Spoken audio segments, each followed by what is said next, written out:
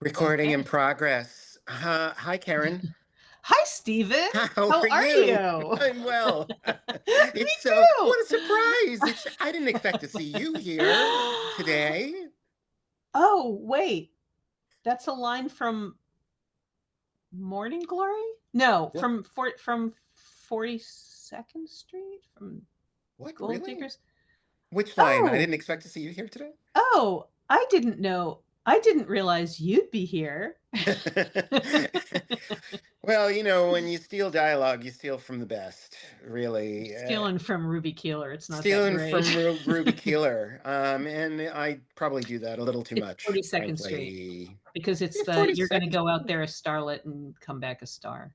Yeah, yeah. Not I don't profess to love Ruby Keeler at all, but yeah, she's not good. All She's right, so I've been terrible.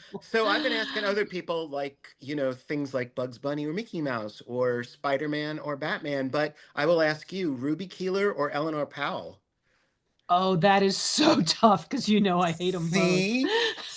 See? I um I would say if it was like that question or death, death is not an option, that I would have to go with Eleanor Powell because at Because least she can at least she can dance. dance. Yeah, exactly. That's a good answer, Karen. I respect that completely. Let's I once I so once heard Ruby Keeler dancing described as an elephant walking on eggshells. and that was by Al Jolson, and that's not nice at I'm all. not supposed to talk about your wife like That that. wasn't nice of Jolson. I hear he wasn't a nice man, so I believe that. this is the scuttlebutt on the streets. I read that on TikTok. I saw that on TikTok. Strangely, it's interesting. Then it must be Kids are still true. talking about it. It's surprisingly. Jolson Um, Evergreen. yeah, we should get down to business, comics at hand. You are currently at your esteemed office. I Look am. how beautiful. We all got our bookshelves going and everything. Look at that. I love this. Everybody's showing me their bookshelves. This is It's really my cool. personal collection, which is much smaller than the library's collection. Well, tell the audience what your collection, what the library's collection is, and your association with the library's collection. I will do that. Yes, Um, I will give you a little background first, which please. which the people may not know. So listen, everybody, listen up because this is impressive stuff right here. I mean, Karen's one of my impressive friends. So, You're one of my impressive friends, so shut oh, up. I know that, but I'm just saying. Okay. So I wasn't a huge comics reader as a kid. I was an opportunistic comics reader as a kid. So like Bible comics at the pediatrician and Archie's at the orthodontist. Oh, I got you. Okay. Um, yeah, just what was around. Didn't know about. Well, I guess comic shops weren't around yet when I was a kid because I'm old. They weren't around for a long, long You're time. almost as old as I I almost am. am. I do remember them as a child, but I not as a young child. So, Okay, right. So when we moved, so I was born in Michigan, and when I was 10, we moved to New Jersey, Fort Lee, New Jersey. And I, again, was an opportunistic. It's like if there were underground comics being passed around at high school, then I would read underground comics. Um, uh, I had my sister discovered Edward Gorey at the Gotham Book Mart, and oh so wow, there was a lot of Gory in the house. She was wow, buying stuff up like crazy, and as soon as the collections, Amphigory, Amphigory 2, Amphigory also, I bought those up. wow, Um, I had a subscription to National Lampoon. wow. Well, what? No, no. What? So I didn't. I'm not a Oh, Lampoon kid. Like it oh, completely passed me by. What was it? What was the draw? The humor or the comics or what was it? it was the whole package. Gotcha. Okay. I mean, it was the 70s. It just life sucked, and it was really great to find somebody making fun of it. Right. So in the pages of Lampoon, though, I saw advertisements for heavy metal, and I was intrigued. So That's I sent intriguing. off for a subscription because it was cheap to do that back Oh, then, wow. and it blew my mind. Oh, right about the same time, actually, uh, I was a member of the Smithsonian, and I got an a mailing saying that this book. Oh, wow. Oh, don't even try. It's so heavy. It's so and You, it's so I well know you have thin. rotator cuff issues, so I wouldn't attempt to do that. But I know what So you mean. you That's know, just, yeah, the Smithsonian collection of newspaper comics. Because of course I read newspaper comics right, as a kid. We right. got the local paper, Jackson Citizen Patriot, Okay, and we got the Detroit Free Press. So okay. Do you got remember the front page of the Sunday comics? I do not. Well, okay. Because for me, like we got the Daily News and Dick Tracy or Dondi was on the cover. Oh, interesting. And the Long Island, we also got the Long Island Press, and Abner, Little Abner was the cover. Ah. So, And when we moved to New Jersey, we got the Bergen Record. And of huh? course, the New York Times, but they have no They cartoons. don't have comics. Snobs. I mean, they do now, They do. finally. They Yeah. waited Well, until it was like culturally acceptable. right. They finally hit the 20th century. God bless Yeah, them. God bless them. Good for them. So about the same time, I discovered the Smithsonian collection of newspaper comics, which introduced Wow. me to Winsor McCay and Outcolt and Swinnerton and all these. I knew Harriman from Archie and Mehitabel Oh, drawings, wow. Oh, wow. um, but I didn't know Crazy. And I knew Crazy Cat from the horrible cartoons that were on in the afternoon when I was in junior high. Right. So Yes. horrible, which Yes. pretty much fixed Crazy's gender as female because it was very heteronormative. Yes. Um, uh, but I didn't really know Coconino County the way he drew it. Right. Yeah. Uh, and so that book really opened a lot of uh, mental doors for me. And at the same time, I'm getting heavy metal and discovering these insanely fantastic European cartoonists, as well as um, uh, Charles Burns and Drew Friedman and Richard Wow. Corbin. Sure. They were all in. God, I'm bouncing. I'm jiggling my knee. I'm sorry. I Oh, just that's realized. okay. Oh, look, I'm bouncing. This is a video interview.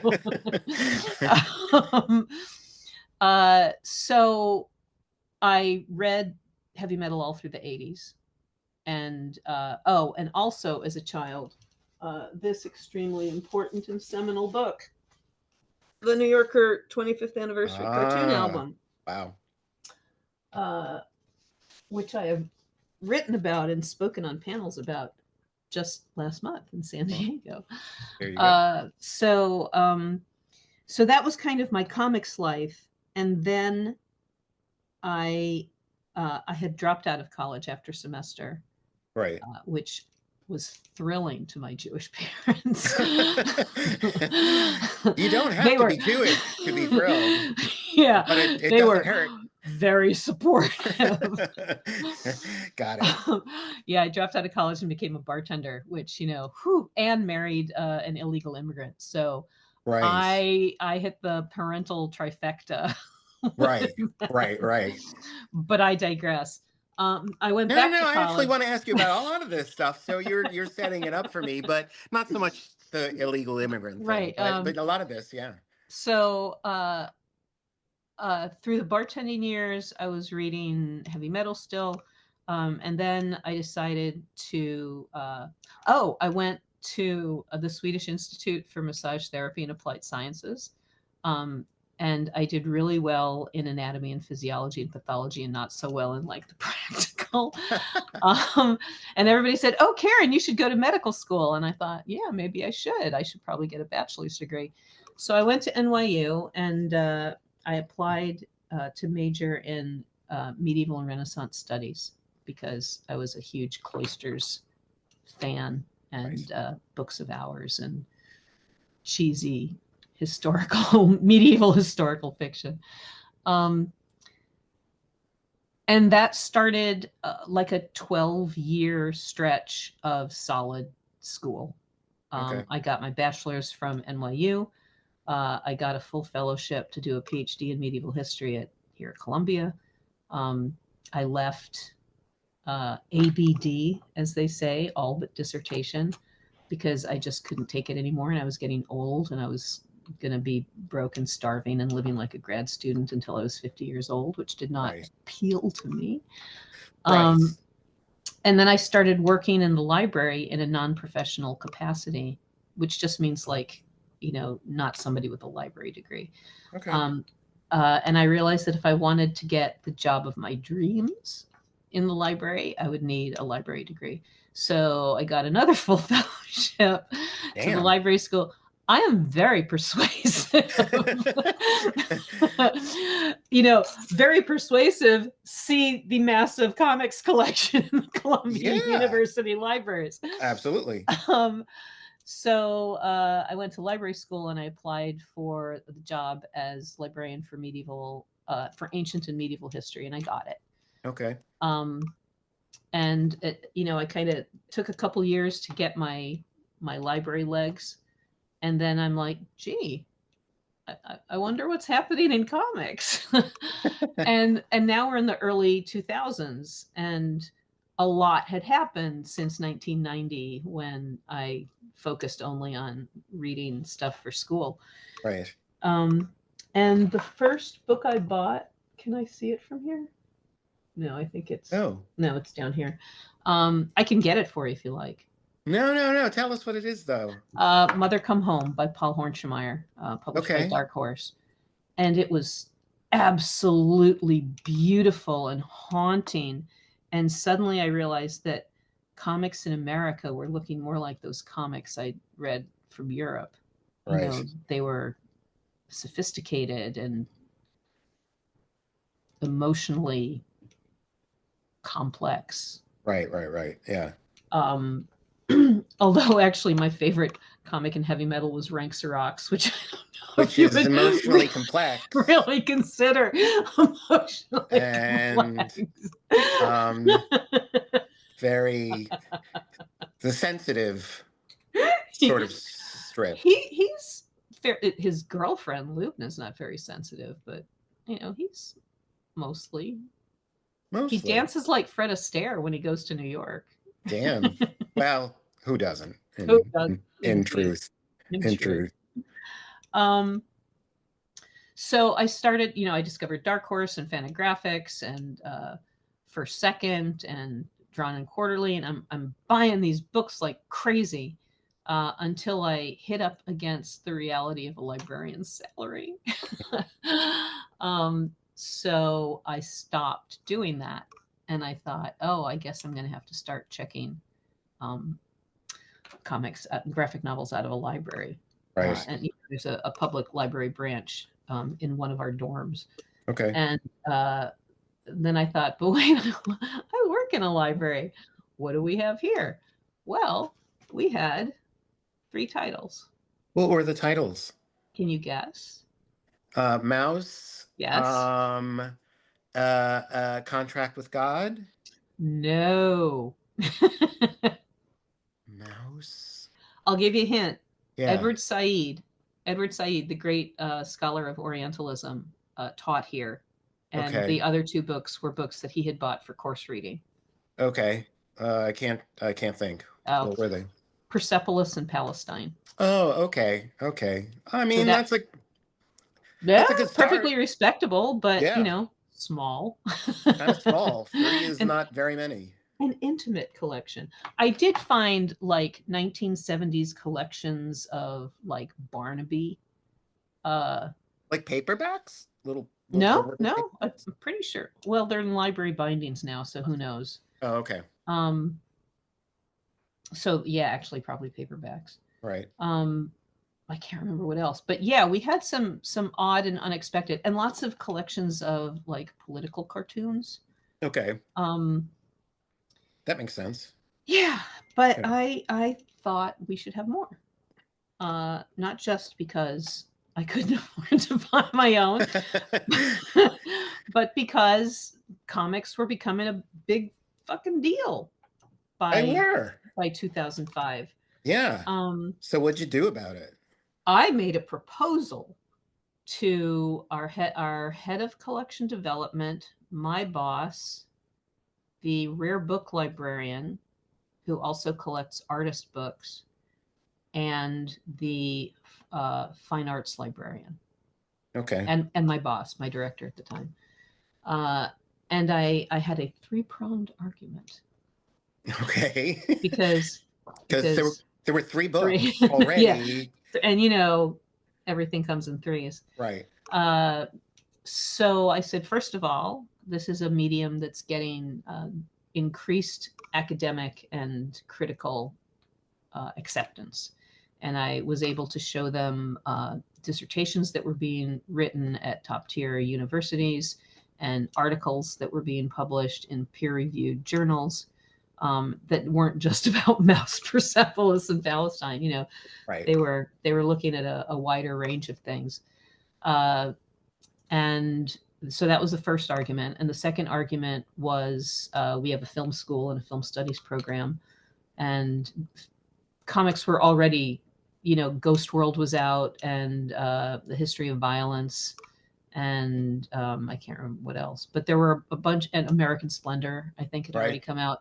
So Yes. you were already seeing this connection between Hollywood and comics, and I figured it made sense to have more raw material for those students. And the third argument was a more sentimental one.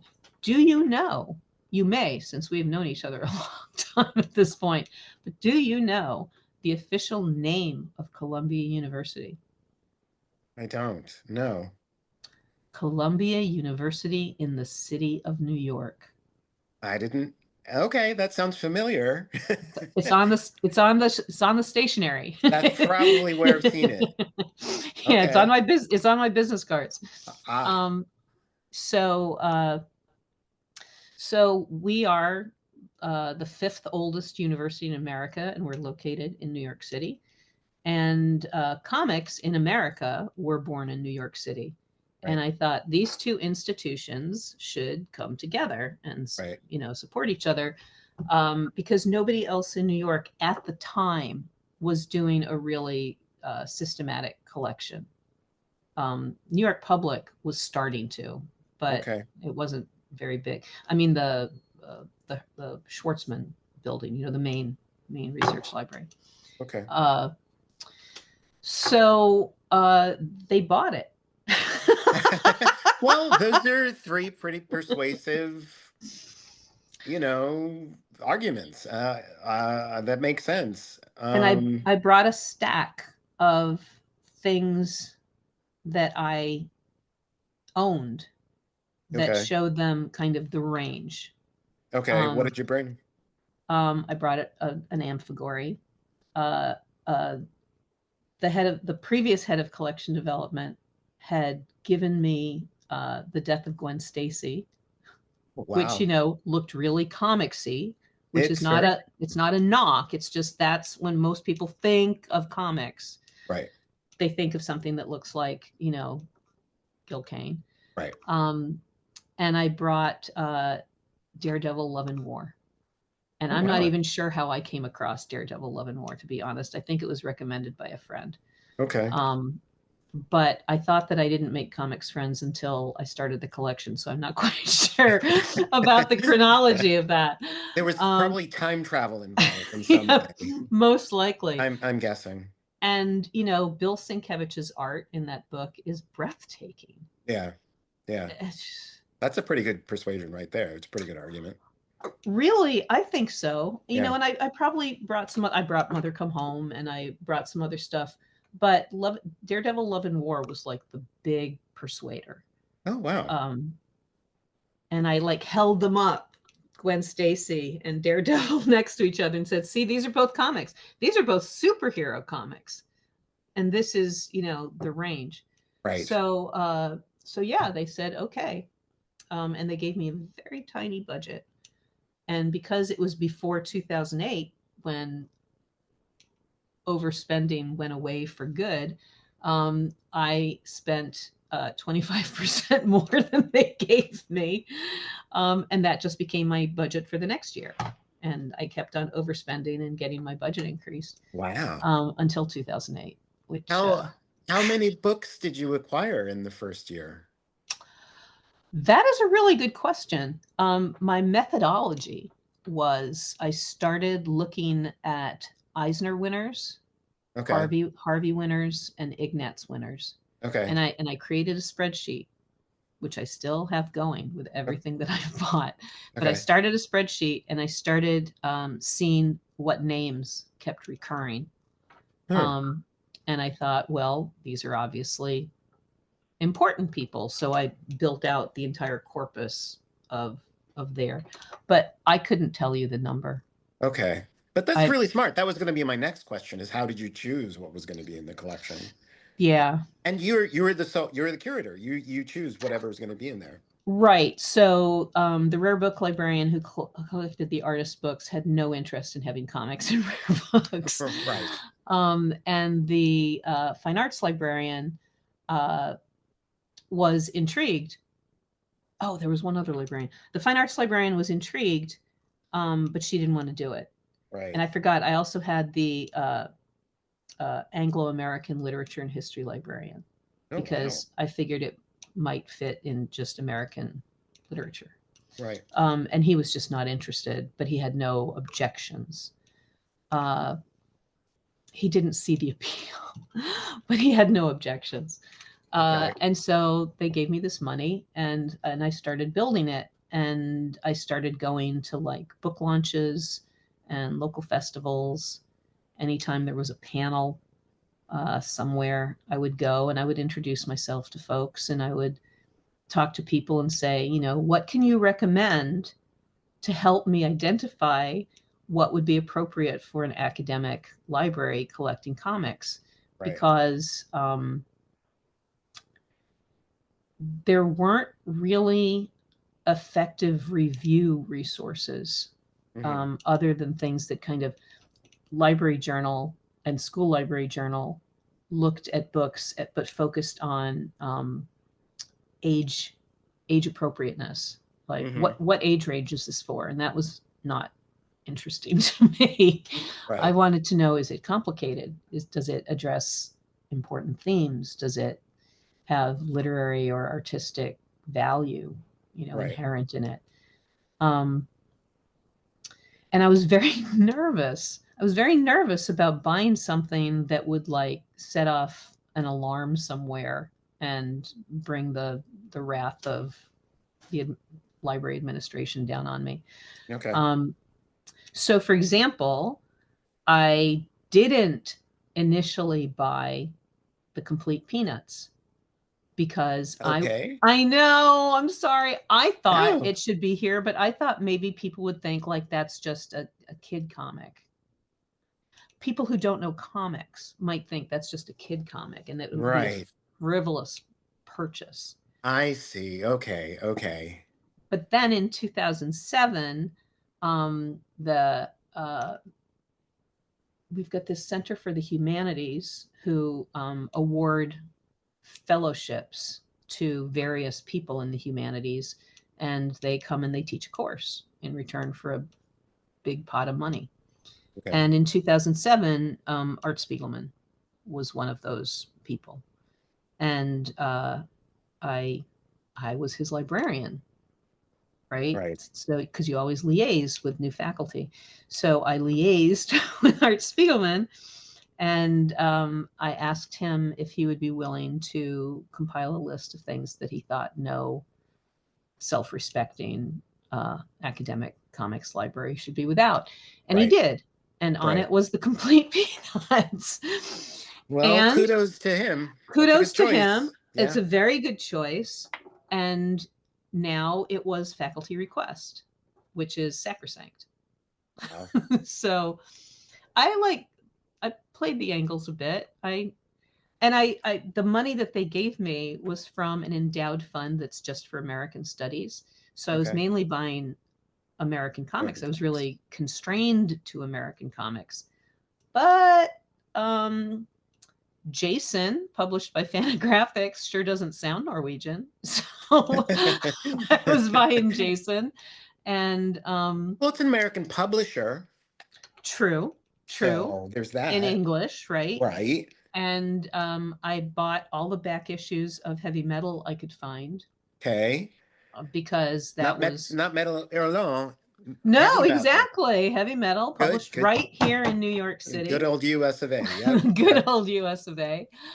Um, and I think I fudged some other things. I don't know. Oh, I bought Osamu Tezuka because he had such a heavy influence from American comics and Right. animation, and then on American comics On. and Yep. animation. Yep, yep. So I was like, I was doing what I could, and then I had a colleague who was the librarian for post Renaissance Western Europe, and I would ask him to buy stuff. I would ask him to buy like Asterix and Right. Tintin. Yeah. And he did. And I started coming to him so often that he just said, you know what? I'm just going to carve off a little piece of my fund and give it to you for European comics. Wow. I know. That's Um, nice. and it was very nice. It Yeah. was extraordinarily nice. Yeah. And due to some other budget machinations, I ended up having a pretty healthy budget. And I was able to buy pretty much anything I wanted up until, I don't know, maybe 7, 8 years ago when it started becoming a fire, drinking from a fire hose. There's just Right. so much published. Right. Right. Um, but I got gifts. I got donations. Paul Levitz, for example, gave us 1,400 volumes that had been in his office when he retired. Okay. That he Hardcovers. hardcovers and paperback. Oh, okay. Yep. Yep. Yep. And he came to help unload them, unbox them when they arrived, because he said he was going to separate the wheat from the chaff, because the chaff we would send to offsite storage and the wheat we would keep on site. Gotcha. And at one point I observed, gosh, Paul, that chaff pile is getting pretty big. Uh, Were all of those published under your guidance, under your yeah. supervision? Yeah. It was weird. The top of the pile was the Great Darkness Saga. You couldn't figure out why that kept getting to the top. And you're like, I see you have several volumes of that. What's No, one volume, one Gotcha. volume. Gotcha. Um, so he said that he could guarantee that every single one of the chaff volumes brought pleasure to at least one other person besides the creators. um, That's a nice way to put it. I've never heard it put that way. yeah, yeah, That's charming. I like that. you never know. You never One know. person read it at least. And no, many people could have read it, but at least one person was made happy Made by happy. Right. it. That's right. So, And back then the um, publishers used to do that. They would poll their readers to see who was happy and who wasn't. that's right. So that's Now good information to everybody's have. happy. Right. Yeah. Um, so it just kept building.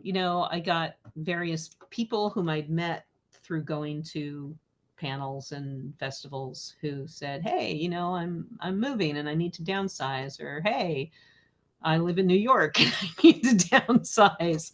Right. And I would come over and I would look at their collection. I would take stuff that we didn't have. Right.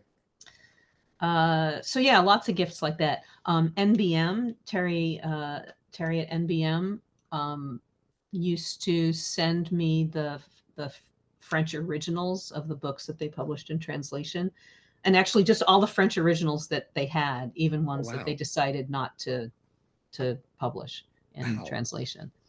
Yeah, so it was very good. It was very Yeah. good. Uh, and it was at a panel about the future of graphic novels and publishing in 2007 that I asked a question in the Q&A, because this was an event for publishers. Okay. And like Joe Quesada was on the panel, and Rich Johnson and Calvin Reed, although he might have actually been the moderator. I can't remember everybody who was on the panel. That was a long time. It was almost 20 years ago. Yeah, I can't remember yesterday, so don't worry about it. I know, right? And I raised my hand and I said, "You've talked a lot about the school library market and the public library market, but I buy graphic novels for a university." And there was like this wave of applause. Mumble, mumble, mumble. And I said, what can you do to advise me what to buy so that I know what's appropriate for an academic audience? And they didn't say much. They didn't have much to say, except Rich Johnson said, "Well, clearly, I will take you to dinner and we will talk about this." But when it was over, a lot of people lined up to talk to me. And one of them was this lovely man named Peter Jaffe, who was one of the founders of Comixology, which was still just an electronic pull list at the time. But they had columnists. And he asked me if I would be willing to write a monthly column about comics Right. in the Academy. And I said, sure. So I did that for 4.5 years. Okay. Yep. And that got a lot of visibility to the collection, and to Columbia as a comics fan, Right. supporter. Right. So I started moderating panels at New York Comic Con, and I started. I was invited to be an Eisner judge in 2011. Right. And it was right about that time that I was contacted by Beth Fleischer, who is the wife of Chris Claremont, saying, Chris wants to donate his papers to a university. Are you interested? Mm-hmm. And I didn't work in the archives at the time. I worked in the circulating collection. Mm-hmm. So I couldn't say anything. I said, let me get back to you. Uh-huh. And I went up and I talked to the director of Rare Books. And after a little back and forth, he said, yeah, we'll take that. Who else can you get? Wow. And I was surprised. But he said, we don't want an orphan collection. We want it to be in context with something. So the first people I approached were Wendy and Richard Pini at San Diego in 2012. And shortly after that, I spoke to Al Jaffe after a panel with Erwin Hazen, which was just a treat. And I said, so where are your papers going? He said, nobody's asked me. I went, oh, perhaps you'd be interested in having them at Columbia. And he was. So, I'm starting to get kind of New York area cartoonists. Yeah. And it's going slowly, but it's going. Right. I talked to Dennis Kitchen after a CBLDF party one night in New York, and I said, so Dennis, where are you planning on preserving your own legacy? And he looked down at me. Very Dennis. He looked down at me. He's very well, tall. Dennis, in fairness, he's very tall. To look down on everyone. Yeah, he looked down at me and said, have you heard I'm going to die?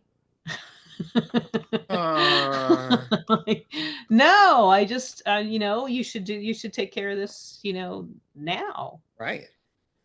And we ended up acquiring all of the records of Kitchen Sink Press. Mechanicals, drafts, correspondence, business records, and about 40,000 letters. Wow. Gee whiz, that's a lot of letters. Dennis is an archivist's dream. Right, that's right. You've told me this, yes. He kept every letter that he was sent in its original envelope, date stamped with the date of arrival, in folders, alphabetical by correspondent, and in chronological order. Oh, geez. Wow, that's pretty good organizational skills right there. Yeah, Yeah, Damn. that's how he works, and that's Yeah. just such a delight to work with. Sure. Um, so those letters were like everybody in the undergrounds, but also, he published Eisner and Kurtzman and Cap, and he worked with Stan Lee, and he worked with Jason Lee on The Crow, and it's just everybody. Like George DiCaprio is in there. Not a Oh, lot of correspondence, but George DiCaprio is in there, and there's an entire record carton that's just Robert Crumb. right. Um, and a lot of the letters have art on them. Or there's like one from Harvey Kurtzman where he sends in a rough for a cover of Snarf. How's this? It was great. Um, uh, so that was a big coup, I felt, because it That's would pretty serve good. as a hub for all sorts of other people who Right. were in that collection. Right.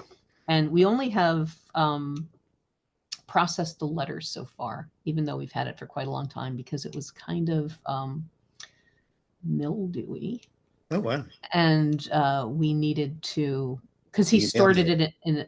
he stored it in an outdoor storage space, Okay, got it. and he lost his sense of smell during one summer at college when he worked in a chemical factory. Nice. So that's been getting mold remediation, and then it's been a full inventory was done by one of our staff, but it Okay. hasn't been fully processed yet. But we can still make things available. Okay. We're very big on making sure that we've got like really good box lists the moment a collection arrives, so that we can send them to people who are interested in research before the finding aid is done, because we just don't have enough processing archivists to churn out the finding aids that we'd like to have. Right. Right. Um, so that did end up serving as a hub. We got S. Clay Wilson's papers. We got Howard Cruz's papers. Damn. Yeah. That's a hell of a Yeah. collection. Yeah. And of course, we just got Harvey Kurtzman's papers. Yeah, that's a big deal. It's a super big deal, and I That ain't I small pursued potatoes. that for a decade. Yes, I've been hearing about this for a while, Yeah, and I was pretty. I mean, I was rooting for you the whole time. It was like, I know you what were, but has it to happen was, for Karen to get this collection? Yeah, oh my God. yeah. Is that? I mean, so it's like asking what's your favorite child, asking a parent what their favorite child is or who their favorite child is. But is there a crown bit of your collection? Is there like your favorite or the one you're most proud of? I would never say that on record. But you could just whisper it. You could just whisper it under your breath. We'll get it. No, Just no, no, no, no. well, But what is some? it's fun to see what collections the researchers are attracted to. Chris Ah, Claremont Chris Claremont is used constantly.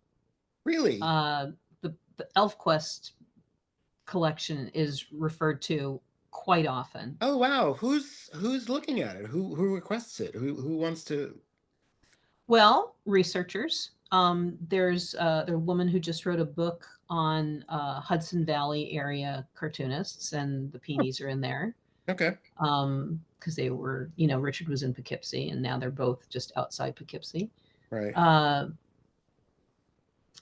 uh, Claremont gets used. There's so many angles. The first like big book that came out of Claremont was Ramzi Fawaz's book on queerness in the Okay, X-Men. Um, well, just queerness. Yeah, queerness in the X-Men, I think, but not just through Claremont, but Claremont was a really good source of material. hmm Howard Cruz has produced two books from professors. okay. Uh, Wow. and Kurtzman only arrived like a month ago, and I've already been inundated with requests. It's not open to the public yet because it really needs to be rehoused. There's a lot of fragile stuff, and we want to have a more granular knowledge of what's in every box, because Sure. there's a lot of things that could be very tempting. Good. That's good thinking. That's smart. Well, that's our head of archives processing. I think he's a Right. very brilliant man. Right. But how many Um, boxes are there of the Kurtzman archives? about 35. That's a lot of boxes. Yeah. That's a good that's a good haul. That's pretty It's really good, and it's that's got pretty like neat. so much work by cartoonists that you and I would know, because they were his students at Right. SVA. Right. Um, he has a whole box just of teaching materials and other Oh boxes full wow. of his students. Yeah, I mean it's a really complex and rich collection, Oh. because it's it's the EC days, it's the Little Annie Fanny days, it's the Esquire days, it's the all the side project days, um, but unexpected correspondence like Rod Serling. Yes, you've shown some of those on social media. Those are really they're highly entertaining. Adorable. I had no idea that Rod Serling was that funny or that he was that big a fan of Oh, a Harvey big a fan of Kurtzman. Harvey Kurtzman. Yeah. Super big Super fan of big. Harvey. Yeah. Yeah. Yeah. Because Kurtzman did a parody of one of the Twilight Zone episodes in, I think, in Help. Okay. Because we've got a lot of stuff from the 3 magazines he worked on after Mad. Like, what do you mean a lot of stuff? Like the layouts, the his the mechanicals or something? A lot of it is correspondence. Okay. There's a heartbreaking letter that he wrote to Charlton, who was his distributor, who had him locked into a contract for humbug, that was preventing him from being able to continue publishing it. And it's like you can practically see the tears on the paper begging to be let out of this contract, which of Right. course Charlton was never going to do. Right. Right. Yeah. Um, uh, oh, there was another one I was going to tell you about, and it just went back out of my head. Um, just a lot of correspondence, a lot of drafts of things, a lot of Little Annie Fanny stuff. Like, There's like a 5.5 page single space type note from Hefner with his notes oh on wow. one one one issue. That's Uh, funny. yeah, yeah. Apparently, he was a bit of a micromanager. Huh. So lots Well, of great. it's not the size that matters. It's the motion in the ocean. That's of course is I'm not sure how that uh, applies to comics, but you're the expert, so yeah. okay. Yeah. Well, I'm just an expert on micro things, I suppose. Yeah. Um, But I've also gotten New Yorker cartoonists like Mort Gerberg and Joseph Farris, and another one I should have prepared better.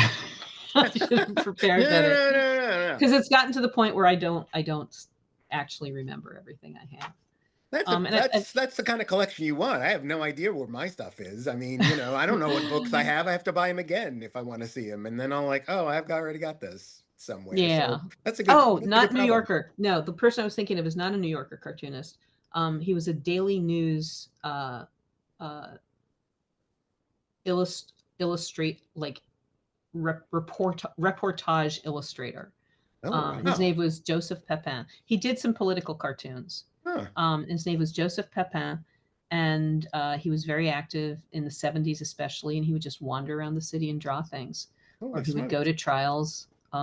Like there's amazing drawings from inside the tombs. Um, there's drawings of protests Wow. all over the city. When was Uh, he active? Mostly 70s, but Okay. a little, on either side as well. Okay. And that was a gift from his family.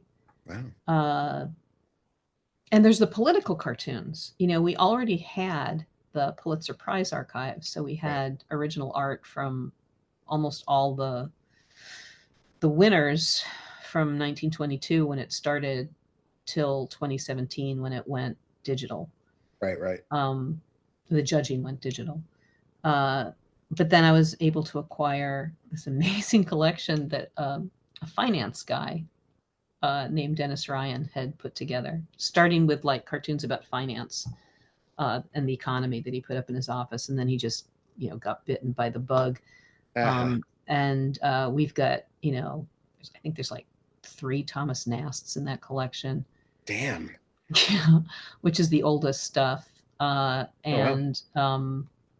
and up to the early 21st century. Okay. Yeah, we got that I think in 2013, Okay. and it's full of jewels. Yeah. God. Yeah. Between Pulitzer and Dennis Ryan, we've got some incredible coverage, and Jerry Robinson. Um, so we don't have like the big superhero stuff because his family's no fool. That's going Right. up for auction. Right. But all of his newspaper comics, the tear sheets that he gathered when he was researching his book on the comics, um, and lots of stuff from his NCS days. Oh wow. Uh, uh, So I'm surprised I never asked to see that stuff when I'm I've surprised too. visited because I love Jerry's stuff. We've got amazing stuff from his playbill days. I didn't know he worked on Playbill. That's cool. He drew a lot for Playbill. So we've got like the drawings that he would do during rehearsals when he was just kind of getting the feel of a show, when Oh, he would wow. sit in the dark and just draw things and then make copious notes Okay. around it. Okay. Wow. Um, uh, Photographs, amazing photographs of cartoonists, old cartoonists, like that George Harriman photo that I must have shown you that apparently not even his family had ever seen before, Wow. uh, of him sitting facing the camera. There's like a famous one at his drawing board where he's, in profile. Right. But this one, he's like just staring right at the camera, leaning on the arm of his chair. Huh. We have, of course, the Stephen DeStefano papers. Yes, you do. But that was again that was as you alluded to, that was like, oh shit, I'm moving. I got to get boxes Right. out the door. We're very happy to do So that. but I was happy. Of course, I was happy that Columbia took them. I mean, so that's a really proud moment for myself. So that's very cool. There's a Chinese linguistics scholar named David Branner, who is kind of emptying out his New York City apartment because most of the year he lives in Taiwan with his wife. And he happens to be the grandson of Martin Branner, Who who is created Winnie Winkle, right, Breadwinner. right. And he has given us amazing stuff because not only was Martin Branner a cartoonist, but before that, when he was 18 years old, he and his 15-year-old wife went on the vaudeville circuit and they were very successful. Oh wow, And we have stuff from their vaudeville days. wow. Um, so, yeah, if you're cleaning out your apartment, viewers, get in touch. That's We right. might not take everything, Right. but It's something to think about. I mean, early on, having met you, I not jokingly, but I somewhat jokingly said like, "Oh, you could have my you could have my collection." And you barely knew me, and you threw your arms around me and hugged me, and I'm like, "Well, this must mean a lot." yeah, So yeah, so it's a thing. It's definitely a thing. And yeah, you do like to acquire the stuff for the library. So I do yeah, like New York area folks. right. I like folks affiliated with the New Yorker. Oh, another New Yorker cartoonist, Nurit Carlin, who was born in Israel and came to New Okay. York and drew a lot of really gorgeous, uh, simple line, but very funny cartoons for the New Yorker. Okay. And then gave it up and did children's books. But we have like her portfolio from art school in Tel Okay. Aviv, and a lot of her New Yorker stuff, and like dummies of her children's books. Wow. So Wow. Yeah, I mean, so not only to like encourage our viewers at home to share their collections with you or endow their collections to you, like you whoever's watching can go visit this stuff. They can yes, contact you and say, I would like to see some New Yorker cartoons. I would like to see, Jerry Robinson's stuff, which would be smart. Um, you'll appreciate this. There's a really lovely piece of board about Yay, hi. yay wide, Oh, wow. pencil drawings of from like early 1940s of a trip that he took with George Russos to Lake Mayapack. Oh, wow. Wow. Is it the two of them drawing or is it just Jerry? This is Jerry. Oh, okay. That's I know. I'm still, sorry. that's, I know you're. I know no, no, you're a no. That's, Russos that's still, fan wait, how do you know George Russo's win? because he's drawing George Russos. Oh, I see. I see. Oh, He's drawing them, wow. walking around the lake and going out in boats and stuff. Yeah. Whoa. That's so cool. That's awesome. See what you can find. See the things you can look at. That's really cool. That's amazing. I think it's important to mention here that Rare Books is actually open to the entire global community of researchers. Unlike the graphic novels collection, it's kind of ironic. Like the mass market stuff, you can't just walk in and take a look at it. But Right. this unique stuff, because it is unique, and there's no place else you can go to see this stuff, Right. uh, you can come in and take a look at. Wow. I mean, if that doesn't entice a bunch of people, I mean, or the three people who are watching us, And to visit Colombia. also fanzines. So Bill That's right. Shelley, That's Bill right. Shelley, who wrote like two important books on the history of fandom, as well as books on Kurtzman and Binder and Jim Warren, I think. Right. Uh, he bequeathed to us, he put us in his will to get the whole fanzine collection and all of his research. And sadly, he died way too soon. Hmm. Um, and so we got his collection. And then I had met this through Rick Parker, who I'd visited in Portland, Maine. I met Rick Lowell, who owns a comic book shop there, Casablanca Comics. And Rick Lowell turned out to be the nephew-in-law of John Fantuccio, Okay. who did a lot of fanzine art as a fun side gig to his day job as art director at the CIA. we have, in addition to the fanzines, we have a lot of his teaching materials because he then started a drawing school. Okay. Um, but we have this amazing big, big oil painting of Captain America in front of the White House shaking hands with Richard Nixon. Wow. Wow. What? Really? He worked for Whoa. the CIA. He was a Republican. No, I have never seen. I didn't even know that existed. I've I've seen a never lot of. posted it. Yeah, I've never Okay, posted it. well, okay, that's on my list of things to see next time I visit. But the bequest thing is important. Bill Griffith reached out to me several years ago and said he wanted to bequeath everything but the Zippies, like the arcade days, the underground days, the graphic Wow. novel days, Wow. to us because he was born in Brooklyn and he wanted it to stay in New York. Yeah, and The that's zip not. I the mean, That's Bill.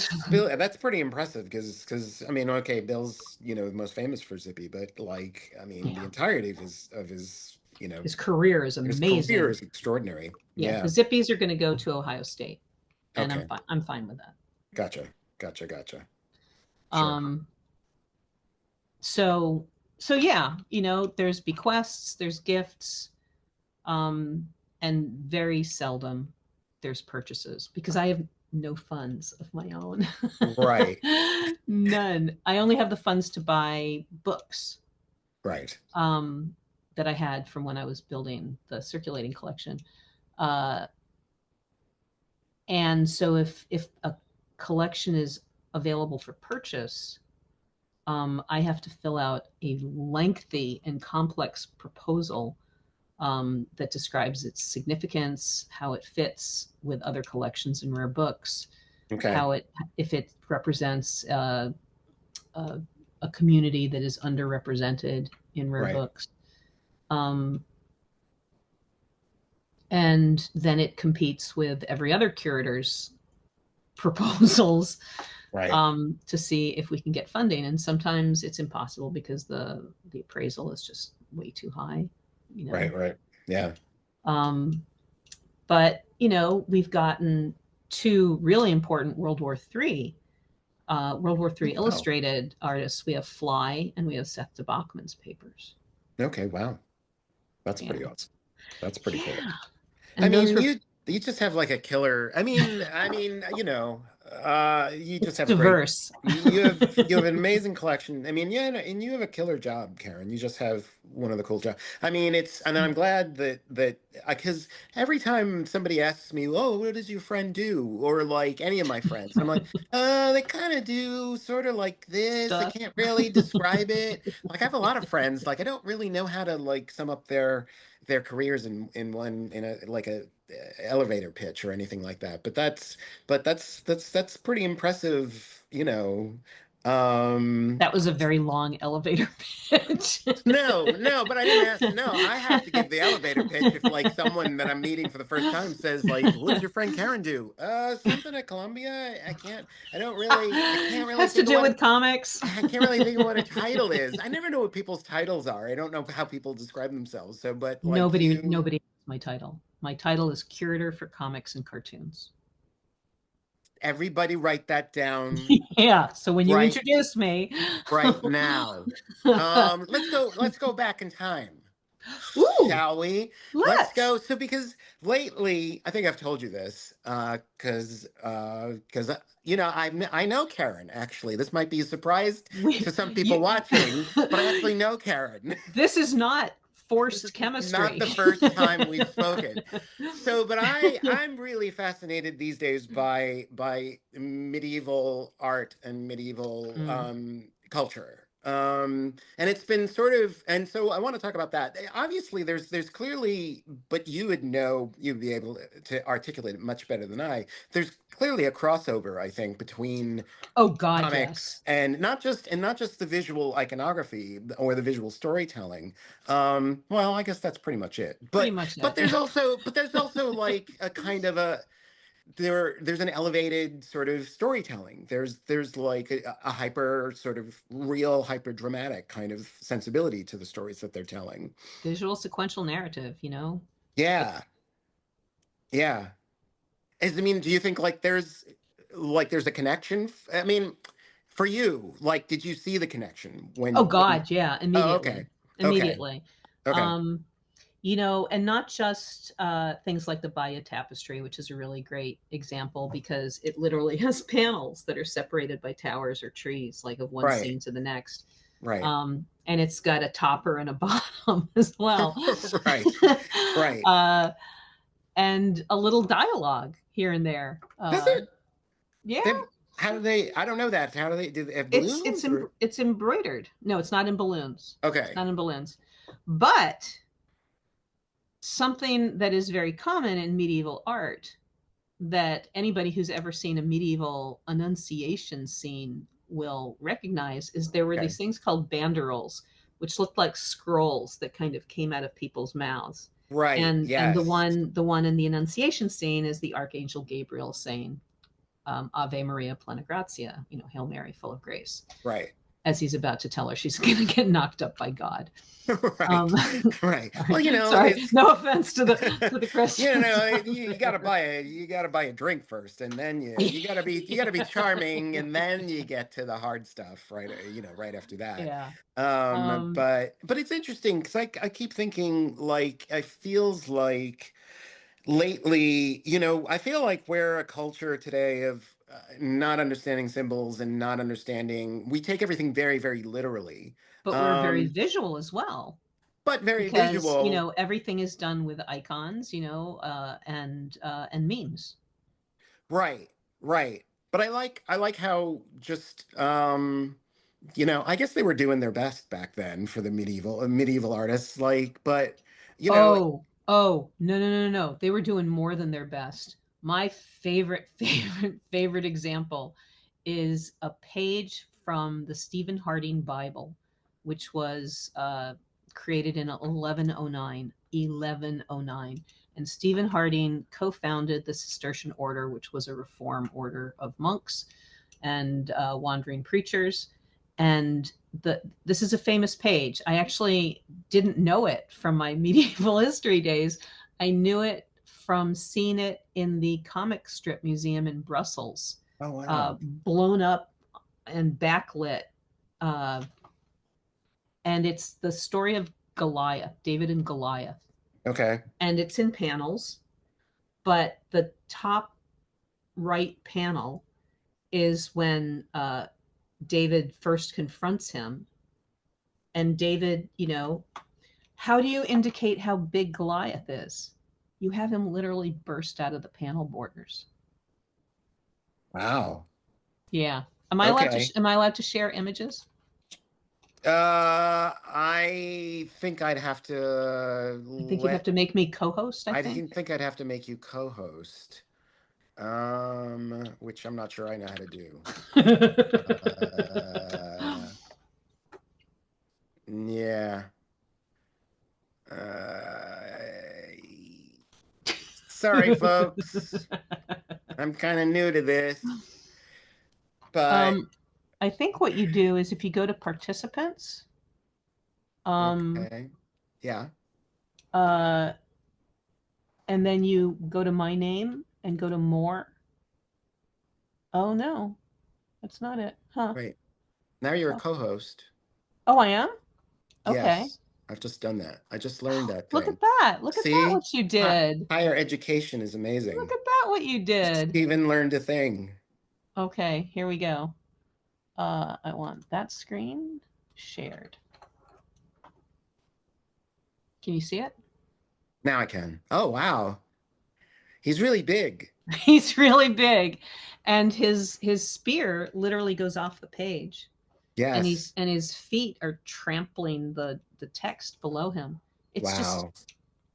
the whole page is pretty amazing, but there aren't really good photos of the whole page, so sometimes Why I are there do not good this. photos of the page?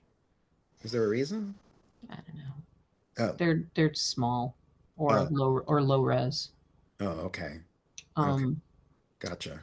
but yeah, I love But those so the beauty of the drawings is how simple they are, how and how I mean the They're sort of efficient. They're efficient yeah, storytellers, yeah, and that's kind of how I associate them with how comics used to be. right? It feels like comics. Scott McCloud says comics is a subtractive medium. You're taking Yeah, away all the excess. right. Yeah, yeah, yeah. And I also think there's a certain amount of, mystery to certainly there's mystery to the stories and there's mystery to the drawings, and we're not a culture that's comfortable with mysteries anymore. We like everything explained for us. I think that's kind of what's beautiful about some of that stuff. Or we like to make up our own version. Right. Right. Yeah. But what's I there went is there. cool. Yeah. No, I mean that's a real thing. Let's go back again. You've told me a lot of stories about your bartending days, and I always like to hear them. But I'm curious, like skills that you learned as a bartender. Use them every day. Really? Now, People skills. Now, is it particular? Do you use it particularly to academia, or just in terms of like getting along in life? Well, yeah, Yeah, definitely. But if I need to charm, well, I mean, just dealing with patrons and dealing with researchers, right. people skills. I was painfully, like, pathologically shy when I was young.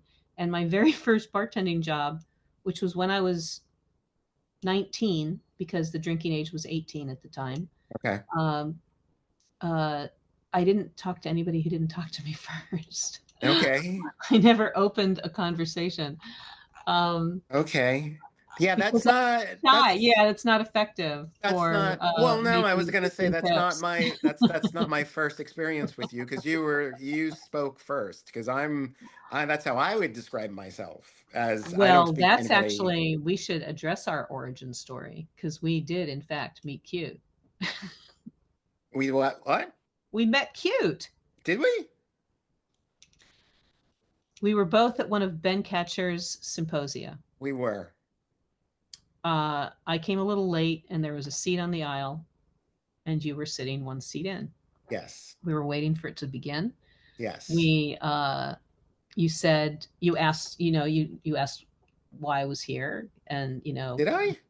yeah, I mean, you made an opening gambit uh of Well, for okay. conversation, and uh I I can't remember what I said, but Well, I think so you just so asked me I my told him name. I told you I was a librarian. And I told you my name, and you said, you just introduced yourself as Stephen. And when you said you were a cartoonist, I said, Stephen what? And you said, Stephen DeStefano. And I said, are you the Stephen DeStefano who was nominated for an Eisner for Lucky in Love? Because I was on the jury that year. Yes. That's right. That's right. And you went, yes. And I said, I was on the judges panel Immediately that held onto my nominated that. wallet. I And was that is how a friendship is born. That's true. That's true. I will only say, in my defense, as a misanthrope and a very shy person who doesn't speak to anyone first, it's probably because Mark Newgarden was in the seat across from me Or on the other side of on you, maybe the other side of you. talking to somebody Yes. else. No, I was on Yes. the aisle. I thought you were between Mark and I. No, I was on the aisle. Oh, okay. Okay. Maybe yeah, that wouldn't make sense. I probably went with Mark. Well, anyway, yes, that is how Karen and I met. And I I would say your people skills are extraordinary. You do like to talk, as far as I understand, you do like to talk to people. I do. You And do. that came, so I was a bartender for 15 years, from 1978 to 1993, when I quit to go to grad school. Right. Um, and my second job, I was the only person behind the bar. So if I was going to make anything, I need to learn how to talk to people. And I would bring a book with me. I would bring a book and I would sit in my chair and read. It was like a Okay. horseshoe bar, Okay. um, until somebody came in, and they would inevitably ask, "What are you reading?" and Right. and it would just get into a whole discussion. Okay. Um, and so that became like my icebreaker, until eventually I figured out how to just talk to people. Wow, that's so cool. So it's like it's like a learned skill. That's amazing. I just feel like I'll always be bad at this, Start but bartending. yeah, I gotta start bartending, clearly. Because Well, I learned how to deal with difficult people and keep smiling, right. um, which is common to both of these professions. Right. Um, Well, yeah, hence my question. Yeah. and I learned to, no, I didn't mean comics. I meant librarianship and Oh no, bartending. I knew it. Yeah, I Yeah, knew what you okay, okay. meant. Yeah, yeah, yeah. No, And us cartoonists are sweethearts. yeah, my We're God, you're the best. we're totally gorgeous. Absolutely. Yeah. And I learned how to, uh, look at the micro and the macro at the same time, because it's like you have to have a sense of what's going on at the bar, but you have to also look and see, like, to focus on one person, Oh you know, wow. to get them their drink or to strike up a conversation, make them feel at home. Okay. So yeah, this micro view and macro view kind of Okay. simultaneously, Well, which also is helpful here. you eventually did end up at some swanky bars. And I wouldn't say swanky. I ended up at the Grand Hyatt. well, yeah. You don't know the places I drink. That's pretty swanky, but so nobody was like, you have to be friendly or anything. I'm still fascinated by like how you acquire this skill to be social. Ah, Bartending at the Hyatt. there you That's go. that's me on the right. There you go. I made a lot of money back then. A lot of money. Um, uh, I don't know. I Yeah. don't know. Repeat the questions. No, I'm just, going over in my head like I don't feel like I can teach myself to be more social, or at least as social as you. Not that I No, have it to be, has it but has to be it has to be an outward pressure, an right, external pressure that right, forces you into it. I could right, never have taught myself. right, right, right, right. I just Okay, had to learn from my context. right, yeah. And now I'm really persuasive. And you did beautifully. You have three-pronged attacks on everything. That's right. Three three-pronged arguments. I'm curious about, so you just, as you mentioned before, you said you were at San Diego. Yes, I was just in San Diego. So what's the vibe out of San Diego? What's on people's minds? What are people talking about? What are people anxious about? What's the future? That's a really good question. I was not able to go to a lot of panels this time. I was on 3 panels, Okay. and I worked because I'm on the Hall of Fame committee for the Eisners, and now that's a separate morning ceremony. So Uh-huh. I co-host that ceremony with one of the co-chairs, and then the Eisners themselves are that evening, and I've been a volunteer for the Eisners since 2012. Right. Um, so that alone takes up a lot of time. I had meetings scheduled with people for various reasons. Okay. And then I couldn't get a hotel room. I wanted a hotel room in the Marriott because I knew I was going to be so busy that Right. Marriott is the closest to the convention center. It's Right. like 5 minutes and you're inside the convention center.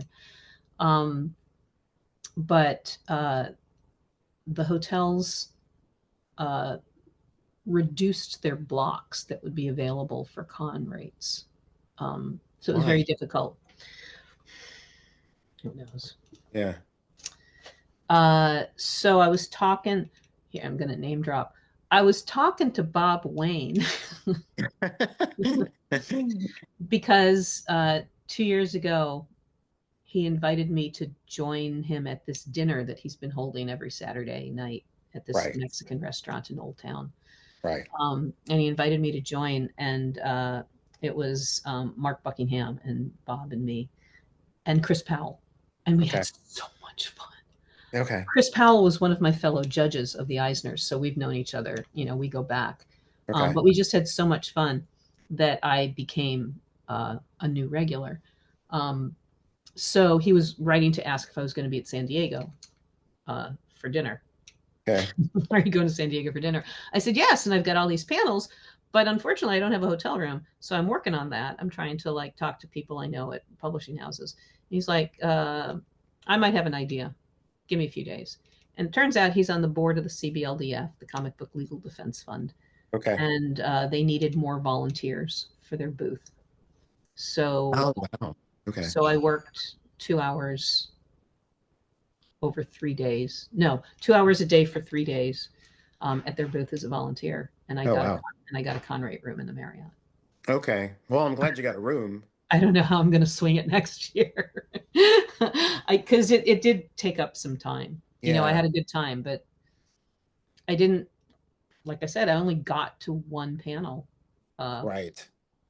which was a great one. What'd you see? It was called The Birth of the Comics, and it was Peter Maresca Wow. and God, I'm already going to forget who else. Uh, It's a jeez. pretty good panel already. I know, right? You don't really need more than Peter Peter himself, Maresca. but yeah, yeah. Let me see if I can figure this out. Comics SDCC Peter Maresca. Yes. Oh, because it was for the new edition of Society is Nix. Okay. So yeah, the birth of comics, how anarchy and innovation led to the comics of today. So it was, oh God, a very good panel. Peter Maresca, Paul Karasik, Peter Cooper, Bruce Simon. Okay, right. Yes, I've seen the photos online. I should have known. Yeah, yeah. I should have known that. Okay. So, and it's actually Jamie Coville recorded audio, I think, which you can listen to. But, I for something see. like that, you really want the visuals. Okay. Uh, Yeah. so that was a great panel. That was an absolutely fantastic panel. That does sound like a good panel. And I was on panels for the 100th anniversary of the New Yorker Oh wow. with Paul Karasik and Jim Thompson. Okay. And Matt Groening was in the audience for that That's one. right. Yeah. And I knew he was a huge Kurtzman fan. Right. So I kind of dashed over to him as he was leaving afterwards. You And dashed at Matt Groening. I dashed at Matt Groening and I touched his arm and I said, "Can I just say one sentence?" And he's, "Sure." I'm the curator for comics at Columbia, where we just got the Harvey Kurtzman papers, and I'd love for you to come visit. And he went, "Wow." And he starts patting his pockets looking for a card. He says, "I don't have any cards. Do you have a card?" And I have this little QR code thing that Okay. you scan, and it turns into my Very high tech. information. I love things that don't make me need to carry around a lot of cards, which I never Yeah. have the right number of. And so now Matt Groening has my contact information. That's pretty cool. Yeah, it's super cool. That's pretty cool. So I was on that panel. I was on a panel. I was on the Legacy of Jules Pfeiffer panel Oh wow. Oh, I with didn't know that. Oh, Gary Groth and Paul Levitz and Peter Cooper, okay. moderated by Rob Salkowitz. And I was on a panel which I wasn't quite sure why I was invited onto it. I wasn't quite sure what it was about. It was, but it was apparently, so there's a guy named Greg Kadulian who owns the Sheldorf archives, Okay. and some other archives. And he's been working with Adobe to clean up the video that was shot back in the early 1980s for something called Comic Con TV, which I did not know existed. I don't Um, know. I don't know I what know, that is. yeah, Wow. Comic Con TV. It was hosted by it was produced, shot, starred, hosted by Sabin Gray, and he captures just a lot of amazing stuff, including a kind of DC versus Marvel Family Feud style competition, Oh, in which the two people at the buzzer at the beginning, well, one of the two people was Paul Levitz in okay. 1981. I'm Okay. like, I recognize that guy's posture. Right. I would have too, actually. Yeah. I would have yeah. So, and I'm sorry to say that when the first question, which was name an actor who's played a superhero, Paul did not buzz in first. That is disappointing. Marvel buzzed in first with Christopher Reeve, not even their character. That's not only am I disappointed, I think Paul should be disappointed, I but think it has more to do with his coordination than his knowledge, quite frankly. yeah, I always picture myself in those things. I think I would just screw up just because I would hesitate buzzing a Yeah, button or something yeah. like that. So, I mean, that could be forgiven, but So then they pulled like the entire Marvel panel.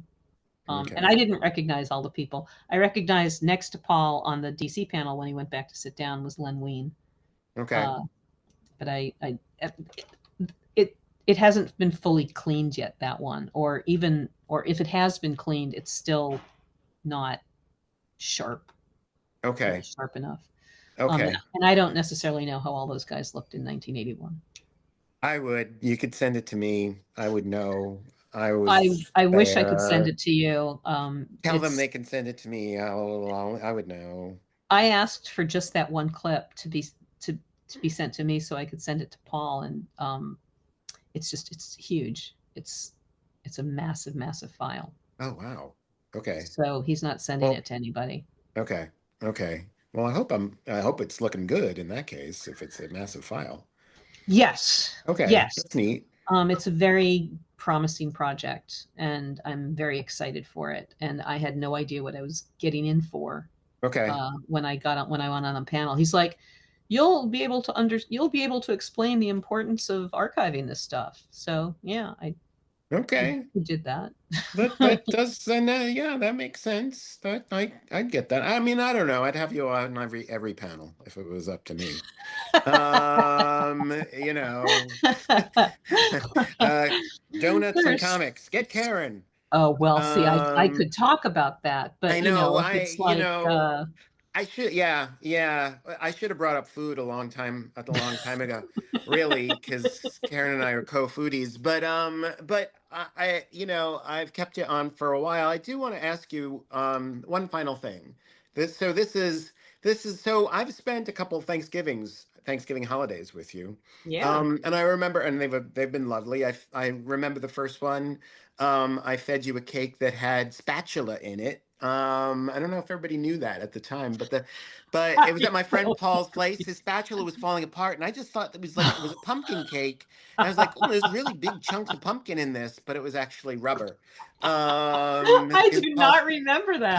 Paul's spatula was falling apart. But anyway, I remember at that holiday gathering when we're all ready to eat and we're all sitting together, and you said, "Do we now shall we say what we're grateful for?" And you went first. It was your idea, and you said, "I'm grateful for comics." Can It's been very good to me. Okay. Is that your final word? Do you want to elaborate on that? Well, I mean, I have a job because of comics. I have a job that not that I didn't love being librarian for ancient and medieval history, I did, but you don't get to meet the people that you're that you're collecting in that field. Not yet. um, and to be able to like make a positive change for somebody in their life is, so I have like a little collection that's part of the archive that's called the New York City Comics Community Collection. And Okay. I only have like $1,000 a year to spend on it, but I will buy a piece from a local artist, to be in part of the New York comics community. Right. And cartoonists don't have the deepest pockets, so $1,000 is a nice thing to have. Sure. Yeah. Yeah. And so, I do that. I'm very good at introducing folks to each other. You Oh, have are. you met so and so? You should meet, because this person is so and so, and then and then they chat, and then I move Right. on. Right. Right. So Right. Right. I like being that kind of connector. Right. Um, I don't know. I've just had so much fun. I've done things I never thought that I would get to do. I co-produced a documentary on women in comics. I I've written introductions for almost half a dozen graphic novels or books, or like Drew Friedman's More Heroes of the Comics, Right. um, which is not a graphic novel, but I wrote a forward to that. Right. I've met my heroes, you know, Jules Pfeiffer, my God. Yeah. Yeah. And I will say every time, Al Jaffe or Erwin Hazen's name come up, there's always a little twinkle in your eye, as there should be, as there is in mine. There's just, there's something special about those fellows who are not, no, sadly no Yeah, longer with us, but that's that's kind of so always pretty my cool. bonding. Al became like a surrogate father to me because he was Right. about my father's age. He was only 2 years older than my father, and my father died when I was 27. And Right. he had a lovely baritone voice, as did Al. He had a what I call an NPR voice. He did, um, yeah. and he was just kind and lovely, and I would bake him pies for his birthday. Aw. And Karen's a good pie baker. I've experienced that as well. Well, so are you. I'm Mm. okay. I have my moments. I do all right. I'm all right. Yeah, right. It's okay. It's okay. It's all right. Well, It's I would all say, right. speak on behalf of uh, comic books and comics everywhere. We're grateful for you, Karen. Aw. Just so that you know this, and it's on a recording Yes. that millions upon millions of people will see. Well, So over time, yeah. over time, it's not going anywhere. I'm not going anywhere. Nothing leaves Uh, the internet. no, no, not so far anyway. But and we'll have to reconvene for chats about recorded chats about food, food and comics. I mean, my God, that's got to be a thing, right? There actually is an entire uh, call number classification for food in comics. Whoa, really? Yeah, yeah. Whoa. So Okay. there's a lot of really cool stuff. I mean, it's not a huge array, but we've Right. got probably a shelf of food related comics. Okay. All right. I mean, everybody, you should really go visit Karen at Columbia. I mean, it's a Not good, all at once. not all at once. All three of you watching this, you got to stagger. Otherwise, you're just going to overwhelm Karen. All right. Well, anyways, good to talk to you, darling. Good to talk to you too, darling. All right. I'm going to My stop sweetheart. recording now. Bye, Bye. everybody. Where's Bye. the record the button? Stop.